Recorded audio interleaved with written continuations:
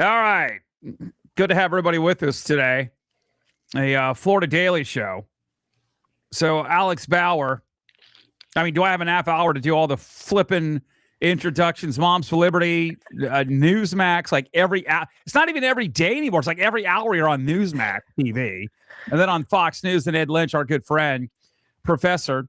Also, he's got his own podcast, The Primal Truth, but professor at Palm Beach State College. Alex, I want to talk about financial literacy. I want to talk a little education. I know you guys are busy. I want to get you on for a few minutes today. Are we done with the whole LGBT crap in our public schools? I know you travel from New Jersey to Florida. Florida, we kind of squat that stuff away, the whole DEI BS. Are you still seeing remnants hang around in our education system? It's still there. It is still prevalent. It is still going on. I would say maybe they've gotten a little bit better at hiding it at some places, some schools.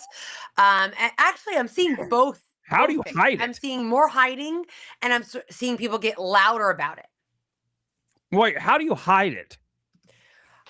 They're not, showing the curriculum to parents. They're not posting about certain things. But then you're seeing the complete opposite. I'll give you an example here. We had a football booster team, I think you call it. The parents put stuff together to fundraise. And they had it at this they were going to have it at this really nice family restaurant. Right. And it spread like wildfire within a day because it said drag queen show football fundraiser. And everyone lost their minds.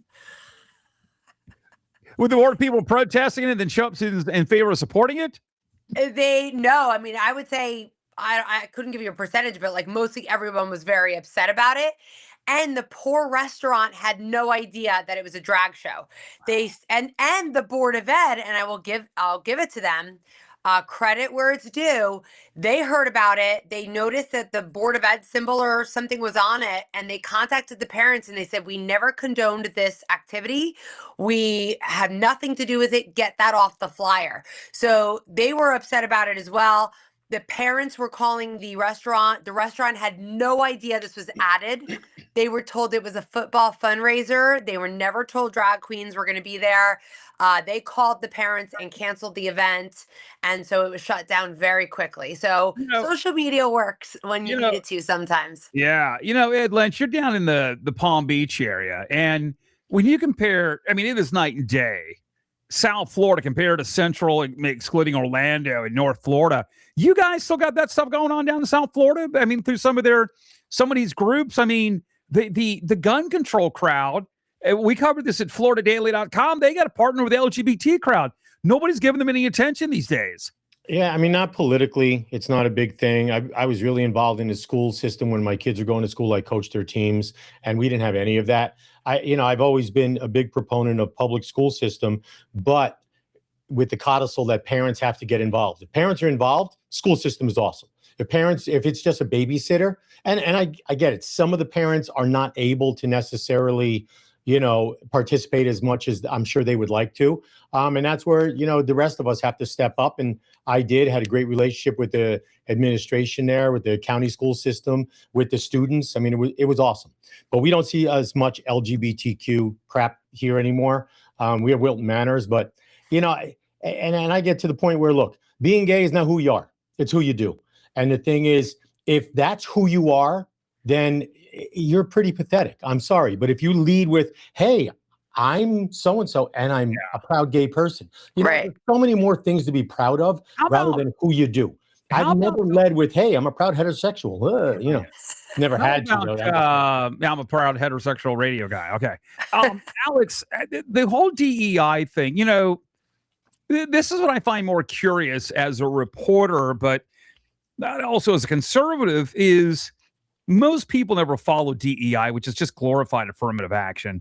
Critical race theory, people in our base, conservatives, we kind of follow it, but the majority of people didn't. But what I found curious about DEI was that during the Biden years, and we still got some of this still hanging out in some of these universities, maybe not as prevalent. We still got them going on, but as I get over my cough here, what's kind of interesting is the reason why we need to hire a DEI. First off, we never need to hire a DEI individual. And then we have all this extra boatload of money to hire a DEI in order to in order to justify the hire, the DEI person's got to go and find crap to do. That never made sense to me. Right. I'm not really seeing it too much anymore. I'll be honest. You are correct. I'm definitely seeing it more in colleges, universities, things like that. But, again, I think there's a big disconnect there. And Ed pointed out, if the parents are involved, a lot of this stuff they're not going to get away with, right? And not everyone, of course, can be 100% involved. But if the majority is, we're going to catch on to it. And, similar to the football booster shutdown really quickly, right? So I think if we're involved and we have relationships and we know who these people are that are teaching our children or with our kids 8 hours a day, it's going to be a lot better. I think you're seeing it in colleges more because now you're dealing with mini adults. They just started to be adults and they're off on their own. And, the parents maybe aren't as involved, right? I mean, you pretty much let your kid go to college. You ask them, like, how are your classes? What are you learning? And you're learning what you're being told what they're learning, right? You don't have their curriculum. They're an adult now. So I think they're getting away with that stuff a lot more in colleges because they're not having that oversight. I think there needs to be some sort of oversight. If parents have to sign the FAFSA form for their child to go to college, well, then let me see their grades and their curriculum too. Ed, 20 years ago, remedial courses for many universities, let's just talk about Florida here. It was like 40 to, the number would fluctuate, 40 to 40. It was always the same amount, 40 to 50%. Had to take remedial courses. So before they took your financial classes at your college where you teach in history, they had to take remedial courses. Have those numbers changed at all? Well, I teach finance, so there are obviously prerequisites in order to get to the classes I teach. When I teach entrepreneurship, there's no prerequisites except for the normal college curriculum of, usually half the classes are going to be, English 101, English 201. But for my course in particular, the prerequisite would be accounting 1 and accounting 2. And you know what? Again, if you work with the students and you let the teachers actually teach instead of get involved in politics, it comes out great. I love what I do. The main emphasis of where I try to earn money is, all my businesses that I have. Teaching college is it's the most fun job that I have. I keep waiting to get kicked out, but they haven't done it yet. But I go in and I curse and I say things that most college professors don't say. And I get away with it because I truly do care for the kids. And they know that. Alex, and the reason why I bring up some social issues, you talk about DEI and LGBT. To me, finances is the most important thing out there. People got to realize. Have we even gotten a grasp of teaching financial literacy? I know that's probably a question. I'll get back to Ed in a second. Have we even tried to mandate financial literacy, at least in our high schools here? No, the education system is absolutely horrendous the way that it is right now. I don't want to solely talk about test scores because not everyone tests well. Right. But if you look at the NAEP scores, only 22% of 12th graders are proficient in math and 35 in English. That is horrendous, absolutely horrendous. And, the reason we have to talk about all these other things is because these teachers are more worried about teaching pronouns and LGB CRT things, SEL things, DEI things. They're more worried about those things than they are teaching the basics of math, of English. I'm not sure kids could even grasp that with the education finance classes, with the education that they are currently getting. And that all started with Common Core as well. I remember my oldest daughter, 5th grade Common Core came, and we thought that they were going to start with the kindergartners. And they said, oh, no, they're going to start this year. And we said, hold on one second. So you just taught them the basics one way. And now in 5th grade, you want to turn it and be like, no, now you have to learn this way. Oh, and by the way, if you get the answer right, you only get half of it right. Because if you don't explain it the Common Core way, that's right. I it's remember not correct. Yeah, You know, it one makes plus no one is sense. yeah, 1 + 1 is 2, but we want to know about the Common Core aspect for an hour and a half study Tell of me an about the essay of bananas why and 1 + 1. pears. Yeah, Like, I'm yeah, not even joking. yeah. It makes no sense whatsoever. And so it's like they're trying to dumb down America. They're trying to dumb down our children instead of educating them and making them, you know, better than some of the other countries. You know what I mean? And so this is a real problem that we have. And I would love to see finance classes in high schools, middle school, high school. I would love to see life skills, you know, how to cook something, how to make your own food, how to sew, You always how to call that shop change back in the something day. on a car, Change oil. you know? Let me get back to your pronouns in a second. Ed Lynch, when you get the kids coming in your class at Palm Beach State College, are you finding out that year by year they seem to be up a little bit on the financial stuff, or is it all they'll come in pretty green and it kind of makes it more entertaining, or do they try to buck the tie? Like, this is what Professor Lynch teaches. This isn't what we think it should be. You know what? I find when they take my class, because the one class that I mostly teach, the FIN 3400, it's a basic finance class where we cover pretty much everything. And even though it is advanced and there's prerequisites, but I find they come into my class and you know, college is different than high school. Whereas in college, they get to look up, rate my professor and things like that. I'm rated very highly. So then I'm entertaining. I harness my inner Sebastian Maniscalco when I'm in class, and I call students out. I'm like, "What are you doing? Come on, let's share that. Give me your phone." I mean, and for 2.5 hours, 3 hours, the time just flies. And you know, depending on the class that I have, but I show them how to open a business. I tell them different types of business. I go into so many aspects, but I teach a little bit differently. I mean, number one, I care about the students that I have. I have a 43-year-old student that's a veteran. He never got a flag when he left. And so he left service. So, he's on the GI Bill getting an education. And I made a phone call. The next week he had his flag. I actually nominated him for an award. He got that the next week because I care about my kids. I mean, 43 years old. It kind of sucks. You know what I would be doing, Alex, if I was in Ed's position? I'd be like that character from Breaking Bad. I would be financing all of these kids at 10% and the start of business as well. Alex, you said a few Such a great show. I know. You said a few moments ago, we still got teachers, pronouns. Excuse me. For the cough, I apologize. So You're good. our teachers, excuse me, are teachers doing this because they're doing it on their own, or is this part of the curriculum? I would say it's probably both. It really depends where you're coming from. I'll give you an example since I'm here in New Jersey. The New Jersey Teachers Association, the largest teachers union we have, went down to Atlantic City and had their teachers convention, and 88% was about free Palestine, that drag is not a crime, LGBT plus, how to identify, 80%. And this is what they were focused on. And so you have teachers that do not want to do any of this stuff, right? In fact, a lot of them will go there undercover and send us what's happening. And that's how we get our videos and pictures and we know exactly what's going on, because they're completely disgusted by this. But, a lot of the teachers really do feel the pressure. So you have the pressure from the teachers union to teach these things.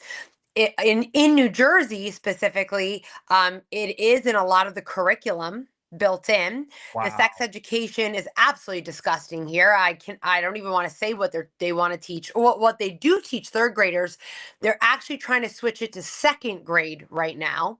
And if you're in kindergarten and you're 5 years old and you are a boy who is a girl, they are going to support that and not tell the parents, because here in New Jersey we have policy 5756, which instructs teachers to hide any kind of change in gender from parents. Now, we actually are now working with the Thomas More Society, and we've sent letters that they have. Actually, I think they're down to a few days here, 2 or 3 days now. We gave them 20 days to abolish all 5756 in the schools. And if not, then, there'll be a class action. So, we're doing everything that we can to protect these kids, but it really does differ school district to school district and state to state. It differs. So, Ed, I've always been curious. When I was taking college courses, I mean, the politics was the politics. I just want to go in. I mean, I don't give a flip when I was being taught, I mean, you want to talk about the war between the states and, the Great Depression. You didn't have to make it so much political. It was always an interesting question about the feds and was it more government spending that got us out of the war, that kind of stuff. I know you teach that stuff as well, Ed, but when you got a lot of these kids coming in and there's a discussion that happens, do you sit back and go, well, dang, I thought these kids would be a little bit smarter because they've been in high school. And are you finding out that our public school education system, our kids in the financial area and stuff like that, do they seem to become a little bit smarter, or is every student the same pretty much when they come into your class? No, it really depends on their willingness to learn. And if you're going to take my class, you've got a willingness to learn. Look, I grew up in New Jersey, Sam. I originally went to college at Drew University in Morristown, New Jersey, and then left to, do other things. And then I went back to school and got my master's here in Florida. And, so my sister's homeschooled, and there's a lot of that DEI crap and all of the other Common Core, because that's all these teachers got. I mean, and maybe they're just too liberal minded, and they think they're doing something. And not for nothing, you're not giving me freaking bags in a grocery store. Screw you. This is stupid. I mean, I don't even understand New Jersey at all. But the truth of the matter is, I tell my students first day of class, I say, look, I'm going to talk about religion. I'm going to talk about politics. If you don't understand finance is driven by those two, and those two things are driven by finance, you're too damn stupid and you're going to fail my class. But if you come to my class with an open mind, and you can disagree with me, you're entitled to be wrong, as I say on your radio show all the time. You could disagree with me, but we'll have a discussion about it. And then I'll show you where you're wrong. Or, you know what, show me where I'm wrong. And it hasn't happened yet, but knock on wood, But the thing is, it's creating, instead of teachers worrying about a curriculum, I think teachers really need to create an environment in which kids want to learn. Yeah. Make it exciting. That's what you're there. If you're there, like I know professors that phone it in. I'm just doing the online class and I'm just going to this and I have my rubric. I would hate that class. But, I try to do something a little bit different. And I've noticed the teachers that do, even in high school and middle school, when my kids were going through it, the teachers that understand parents are involved and want to be involved, they tended to be a lot better as a teacher. Because imagine, Ed, imagine you're doing a radio show every day and you got the same 3 listeners. And they're like, yeah, it kind of sucks, but I just wanted to put it on to hear a commercial. You wouldn't have any enthusiasm. You wouldn't want to do it. But when you get people calling in, and when you get people, even if they disagree with you, I know they don't ever disagree with me, but even if they're like sending you emails and things like that, it engages you and it makes you want to engage them more. So, and that's the key with teaching. Alex, how powerful is still the teachers' union lobby? You travel throughout the country. They still that powerful? Or every time I hear a report, they're losing steam. Listen, even here in Florida, the teachers' unions can make and break certain elections. Are they still pretty powerful? I think it depends. I think it depends on the state. I think it depends on your area for sure. I think they are definitely losing steam in some places for sure. But they're still pretty strong. We still have a lot of work to do. In fact, the work never stops. But we have a lot of work to do for sure. But I love what Ed said, actually, just the involvement and keeping that open mind. I think that's really important. I know a lot of especially college students that ends up failing out of a class because they have a different opinion than the teacher, and the teacher fails them or they pick a topic that's not, maybe like-minded to that teacher, right? And so the teacher fails them and gives them a bad grade, and they really get down on themselves because they wrote maybe an excellent paper, had excellent point of view, but it wasn't the right point of view for that teacher. And You know what I mean? So I think that's what's so important, and just having that open talk. I showed my kids last night Titanic for the first time, and we said, so we need to have a talk now about what Wait, this the is really movie? about. The movie? The movie, yeah. Oh my word. Yeah, so we're like, so let's talk about the banking system now and Wow. why this happened. A little conspiracy going on. I like where the avenue you're going down that path. Yeah, we just started. I didn't forgot it was a 3-hour movie. So it ended around 11, and so we had to be giving a talk, but we got to get a little bit of a deep dive. But my son was very like, oh, okay, and my daughter's 12, so she's already like a little, like she's not sure about that. But I said it's okay. We'll get into a big discussion and talk about it because they're certainly not going to learn about that in school. Ed, how do you like that? Instead of talking about whether or not it was a plot, I know where she's going with this because I read this stuff all the time. I get it, people will send me stuff, iceberg. Wasn't really iceberg. It was actually put down as to get bankers and the whole fun. I like that Area 51 stuff, Ed. That's pretty good on Alex's part. We don't want to talk about how it happened. Let's just talk about the financial aspect of it. We could talk about 9/11 too. I mean, we could talk about a lot of things. Well, look, there's conspiracy theories and there's conspiracies. There are bad people that conspire all the time to do bad things. That's what they do. That's why we have prisons. That's why we have, the Rothschilds and everybody else under the sun. And, when you're eventually you're looking at something and like, wow, can you imagine that? Just before he was supposed to get on a Titanic, a major banker said, I'm not going to go on this trip. Coincidence? Maybe. But then there were other bankers on there that were against maybe the Fed, and they were on there. And, and when you can't save everyone, though. Right. But when you think about this, if the mob is willing to break your legs over 10,000 or break your legs over 100,000 or maybe kill someone over $1 million, what do you think these animals in DC are willing to do and willing to give up or willing to sacrifice in order to ensure that their guys are getting $1 billion or 10 billion or 100 so was billion? it a man-made iceberg that sank the Titanic then? Not necessarily. We don't even know it was an iceberg for sure. You really don't know that. UV boat. Okay, never mind. Yeah, I mean, I think it's hard because we weren't there. But from what I understand, from like the accounts that I heard, is that they missed it and they felt, the rumble and sort of like this, almost like a small explosion type feeling. But that everyone that looked over said, "Oh, we missed it. It was close, but we missed it." So that's very interesting. Wow, I can see this show going on the Titanic. So anyway, like I said, there's conspiracy theory and conspiracy, and what we're finding out now is all of the conspiracy. Look, you know what? I'm not even want to talk about 9/11. I love you, Alex, but we'll leave that one because that's a big one. But how about the dossier? How about Russian interference in an election? Mm-hmm. We are now finding out the actual truth that those things were hoaxes. And we're not saying conspiracy theories. People conspired to throw an election, period. Hands down. Mm-hmm. That is just a fact. And they just don't care about us. I mean, They've been telling us for years that vaccines are safe, and whether you choose to vaccinate or not, that's everyone's decision.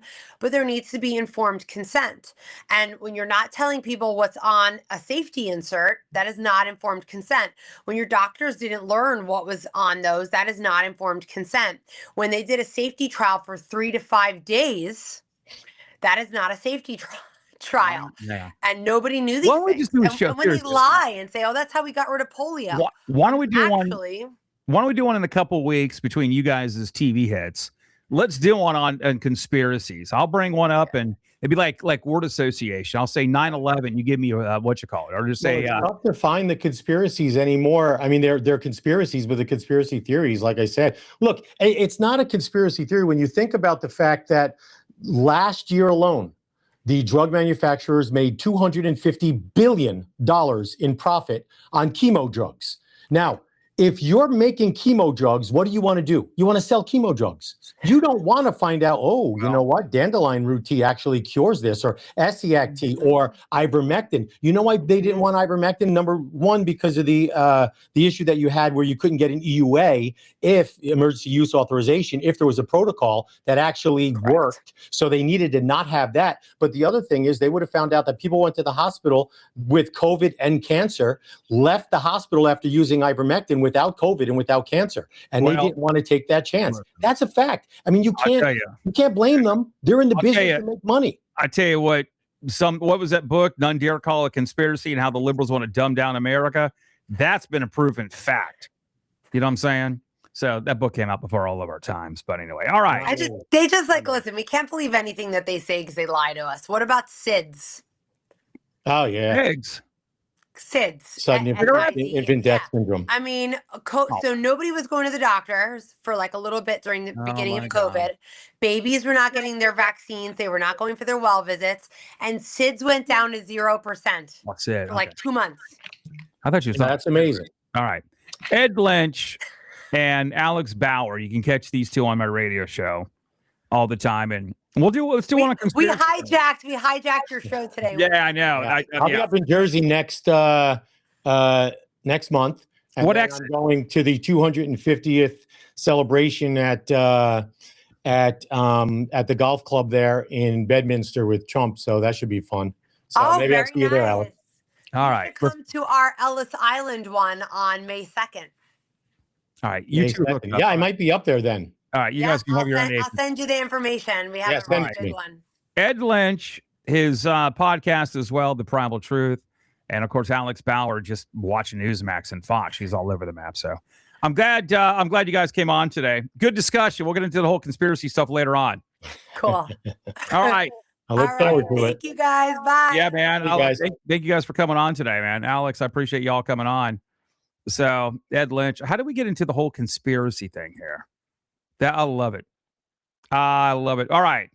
We'll have another edition of the Florida Daily Show. Don't forget to like our YouTube page. Subscribe to it. We don't charge you. Just like it. Don't forget floridadaily.com. You can watch everything at floridadaily.com. And then like our page also on Facebook. I'm your host, Ted Dean, and we'll come up tomorrow with another edition of the Florida Daily Show.